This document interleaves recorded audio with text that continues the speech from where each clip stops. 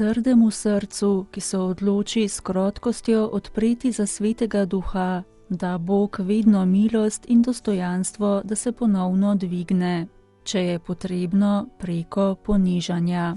Papež Frančišek je danes zjutraj, ko je maševal v kapeli doma Svete Marte, razložil svetopisemski odlomek o spreobrnjenju svetega Pavla. Biti goreč za svete stvari ne pomeni imeti odprtega srca za Boga. Pavel iz Tarza je bil mož goreč v zvestobi načelom svoje vere, toda njegovo srce je bilo zaprto, popolnoma gluho za Kristusa, katerega privržence je hotel pokončati. Vendar pa se je na poti v Damask, kjer je nameraval ukleniti vse Jezusove učence, situacija prevrnila. Kot je zatrdil papež, je Pavlova zgodba postala zgodba človeka, ki dopusti, da mu Bog spremeni srce.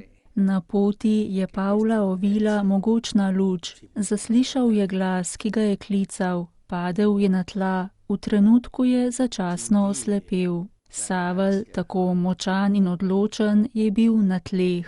V takšnem stanju dojame svojo resnico, razume, da ni človek, kakršnega je želel Bog, kajti Bog nas je vse ustvaril, da bi stali z glavo pokonci. Toda glas z neba mu ni rekel samo, zakaj me preganjaš. Pavla je povabil tudi, da bi ponovno vstal. Vstani in povedano ti bo. Pavel se je moral še vedno učiti. Ko se je hotel dvigniti, se je zavedel, da je slep. Tako se je pustil voditi in s tem se je srce začelo odpirati.